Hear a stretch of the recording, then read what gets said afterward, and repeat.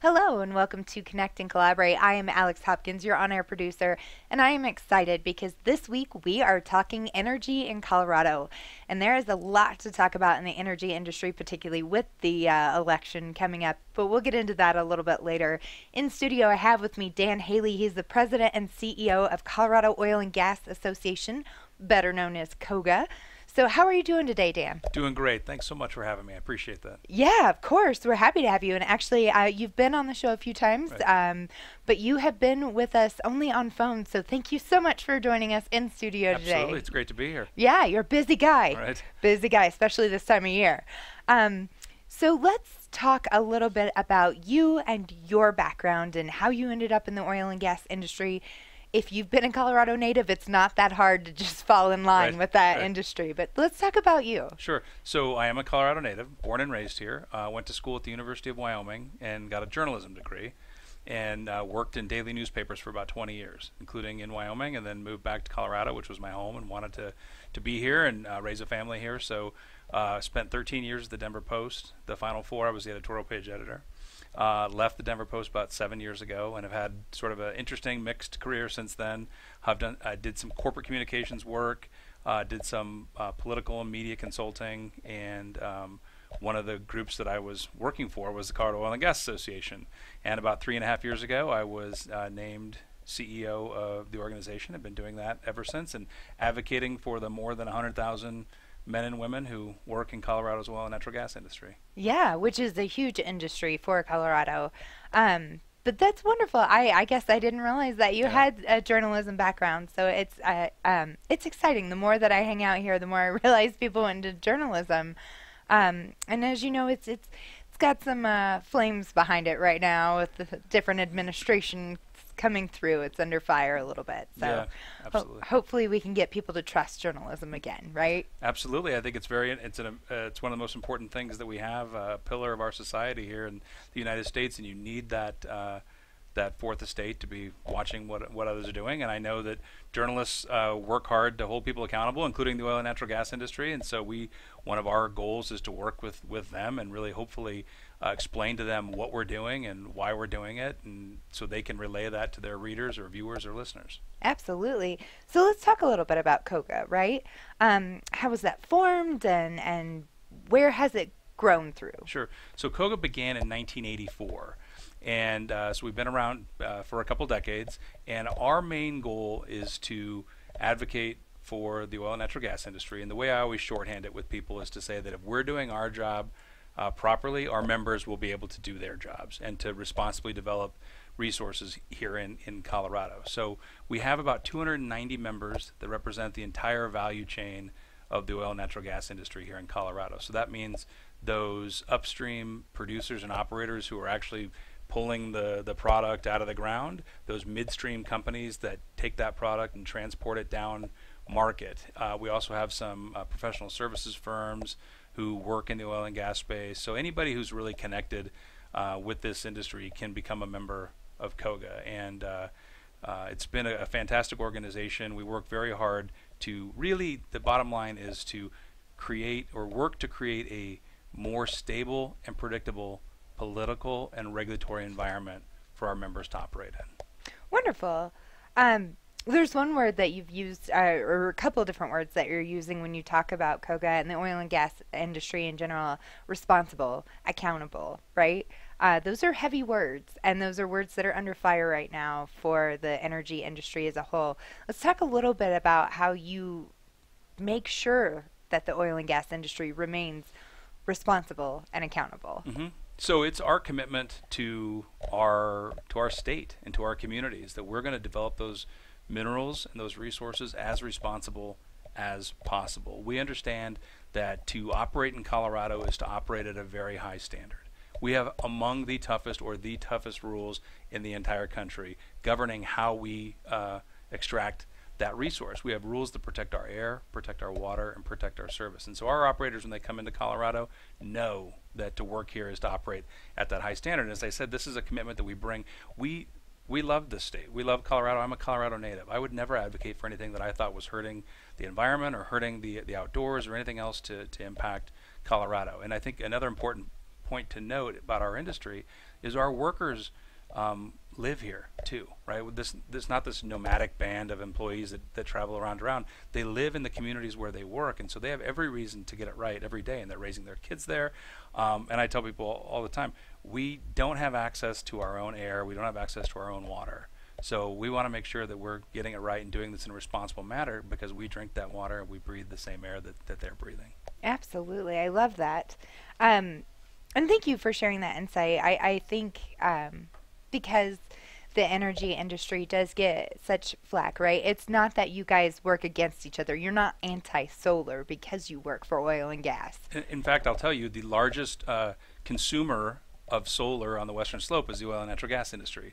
We use solar out on sites where you can't have electricity out there to help run equipment and whatnot. So I think that it's not an either or in Colorado. We're blessed in this state to have an abundance of resource. We have lots of sunshine, we have lots of wind, and we also have lots of natural gas and oil that everybody needs every single day. And I think that's the thing that people don't quite understand, is they think that we can flip a switch to this renewable future today, and that's just not possible. The technology doesn't exist, the grid doesn't work like that, and so we're using this resource every single day. We might as well produce it here in Colorado, where we're producing it under these strict environmental regulations to protect our air, protect our water, rather than someplace else. Oh, absolutely. And I want to reiterate the fact that you guys are one of the biggest consumers of the solar panels, as you suggested, but the solar industry, right? You're a big chunk of their customers. Right. Yeah, and I think that's lovely and an underrated statement there. And also, without oil and gas, we can't make the plastics for the parts, right? Right, or to make the wind turbine blades and everything else. Yeah, it is a part of our lives, and I tell people all the time that oil and gas is sort of the foundation of our modern life. And it is more than the fuel you're putting into your cars. It's more than the energy source that you're using to heat your home or to cool your home. It creates life-saving medical devices.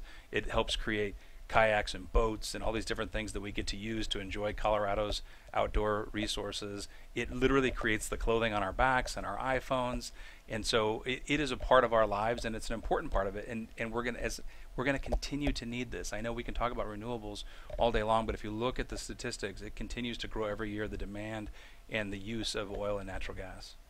Let's do a scenario, if you don't mind walking through this with me. If we did go 100% renewables tomorrow, which again, pretty impossible at this point, what would that world look like? What would cease to exist over time because we don't have access to oil and gas?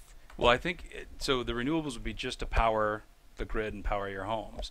But the first thing that you probably wouldn't have is access to a cell phone, because of the petroleum products that are needed for this. And then anything that you look at, plastics, there's a huge knock on plastics these days, but there are so many different uses that you see. I find it funny that the people who are, not that we're going to talk about elections later, but the proponents of Proposition 112 have these really hard plastic signs that they're using to say yes on 112, and that's a plastic product that is made possible by natural gas and the oil industry. So everything that we have, everything that we're sitting on, leaning on, standing on, kneeling on, wearing, has an oil and gas life to it. So many of the things that we enjoy in this world would cease to exist. The other thing I think it's important to note when you talk about energy is I said we're blessed in Colorado. We're just very fortunate that when we get up in the morning and we flip on a light switch, the power comes on, right?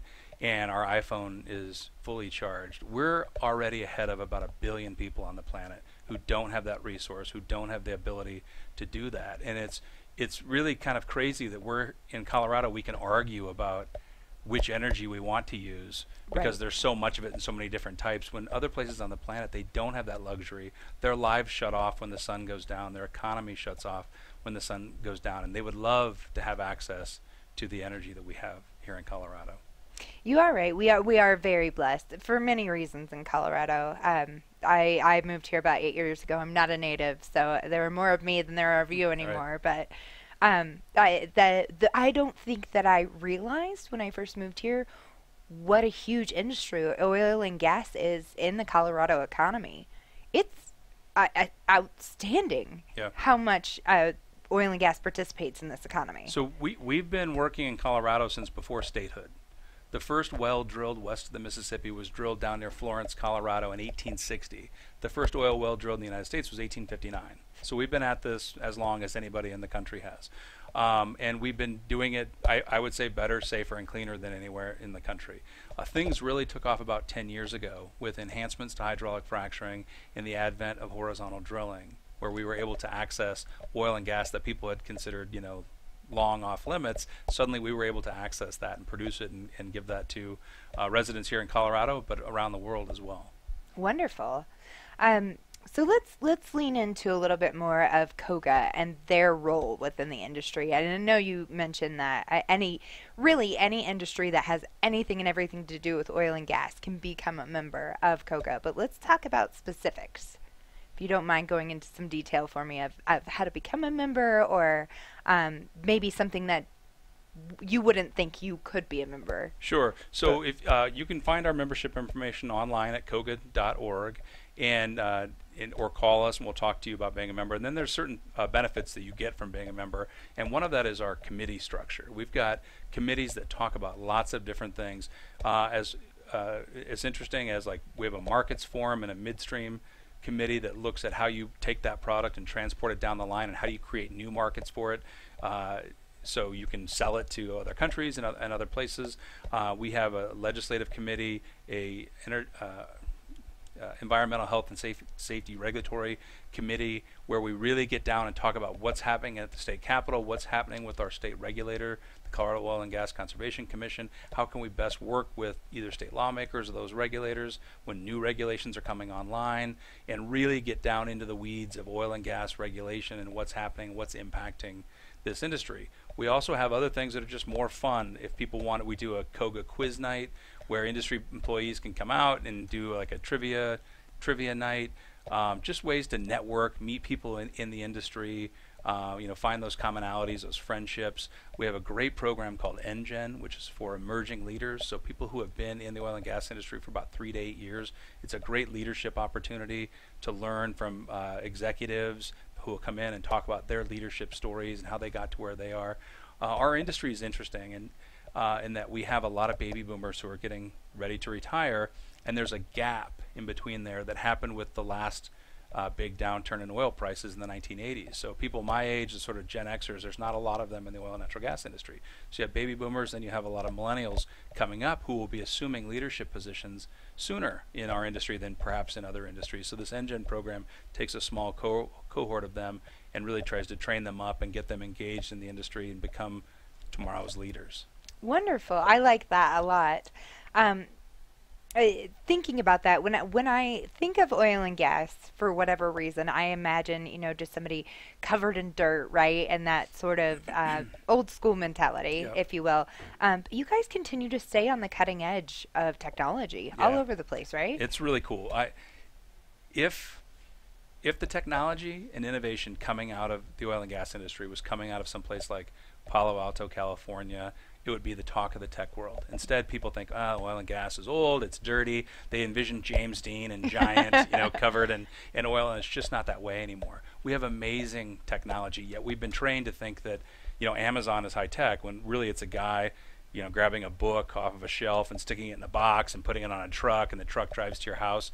And we think that's high tech, yet we're able to drill a mile down, drill 2 miles across, and hit a target within a couple inches. That, is high tech. We have rigs that literally walk to the next spot where they're going to drill, versus just a few short years ago it took time to dismantle and pull it over to the next spot and rebuild it.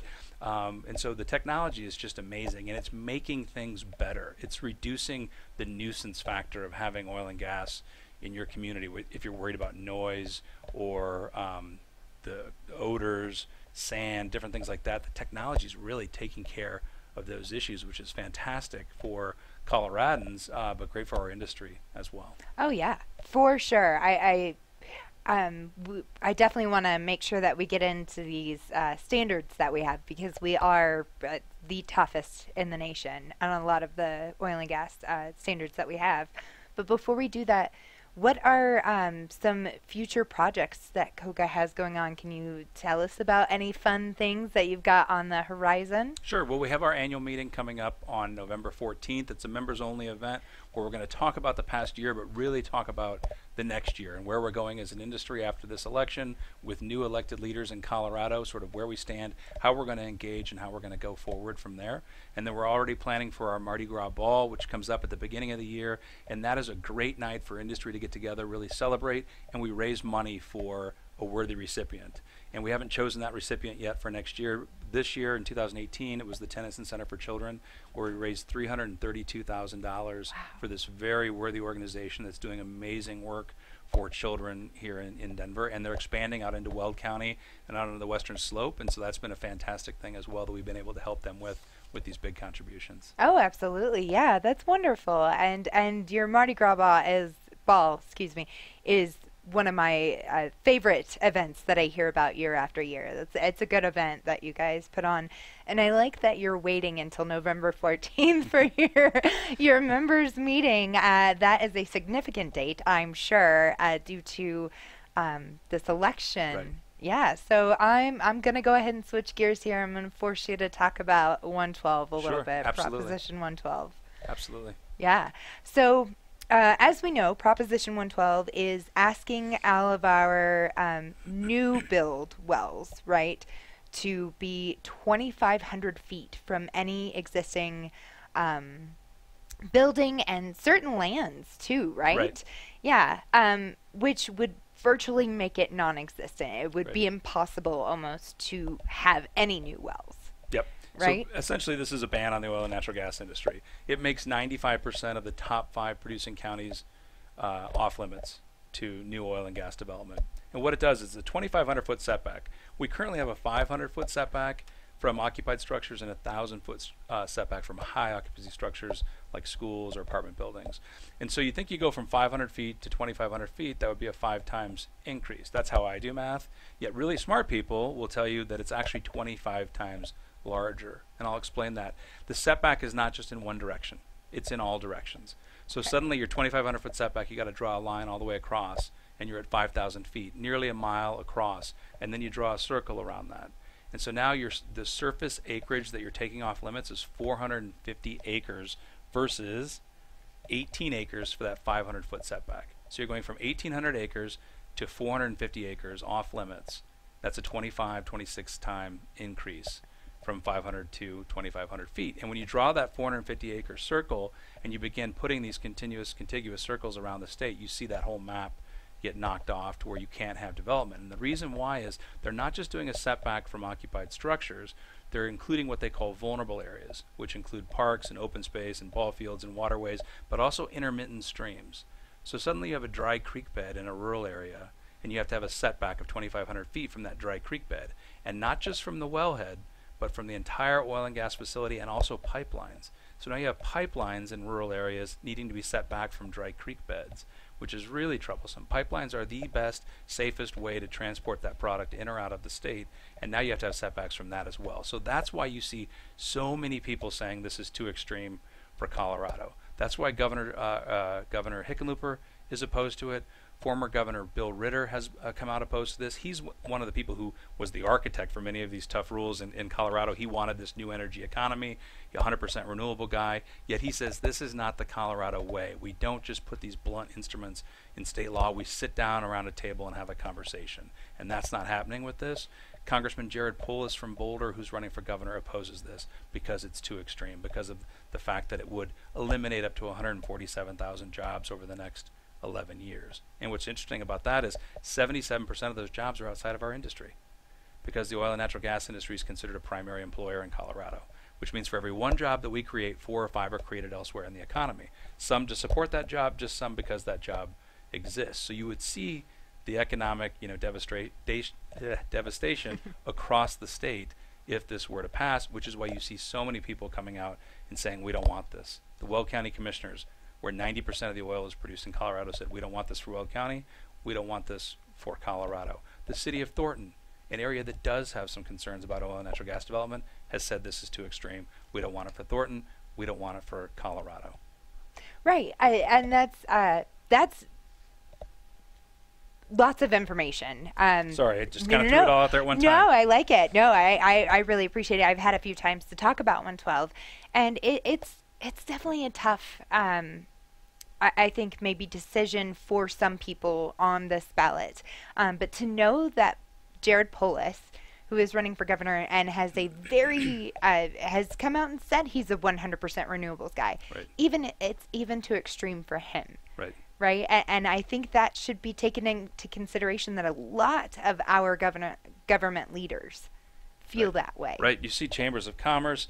Lots of municipalities have come out against this. Even places like the High Plains Library District in Weld County says we may not be able to operate if this were to pass. Colorado Water Congress has come out against this because they're worried about the severance taxes that pay for their water projects that happen across the state. So you see kind of like these strange bedfellows coming together to say they oppose this. And again, it's because it just goes so far. To the average Coloradan, however, who might be looking at their ballot, they may look at that and say, oh, 2,500 feet, that doesn't sound like a lot. And that's why it's important that we sort of draw this picture to say exactly what 2,500 feet looks like. It's that setback in all directions. Suddenly it's 450 feet, or excuse me, 450 acres in the circle, which is just huge. It's a mile across. So it's incumbent upon the oil and gas industry to make sure we're telling people that, so voters come at this fully informed as to what the impact of this would be if it were to pass. Yes. Well, let's talk a little bit more about that, because we did have some setbacks come in, the 1,000-foot and the 500-foot setbacks that you mentioned earlier. So we did already once have to move. Right. And that was in 2013. Yeah. And that was done at the Colorado Oil and Gas Conservation Commission. Again, as I talked about, a place where you can get around the table with some stakeholders, reasonable people, and have rational dialogue about what works. They were basically politically chosen numbers. There is no credible science or definitive evidence that says the setback needs to be any further than what it is today. I think that's important for your listeners to know. The activists who are pushing this have a lot of health studies from other states, some that have been done here in Colorado that have been debunked or been called misleading by the Colorado Health Department, that they're trying to sell people to say that you need this 2,500-foot setback. That number was not chosen by science. It was chosen because it bans the oil and gas industry in Colorado. It's important to note that the State Health Department in 2017 went in and looked at 10,000 air samples within that setback distance and found low risk for anybody who lives within there and no reason to change state policy based on what they saw. Looking at 10,000 air samples. Some of the studies the activists are pointing to, literally one of them looks at 29 air samples taken in 2014. Wow. Yeah. Wow. So I love that the original set of setbacks, the 1,000-foot and the 500-foot, came from inside the industry itself, right? It's not like you guys were that wasn't forced upon you. You came to the table and talked about Well, that. it was something that the state regulator wanted to talk about, and I wasn't here, so I don't know exactly how that conversation began, but it's the state regulator that did it, but industry did come to the table and have those discussions at that time. And we're always willing to come to the table with people to have discussions, and we do this in local communities throughout Colorado. But I always tell people we need a table to come to. Places that just want to ban oil and gas or don't want to have those conversations with us, it's not helpful.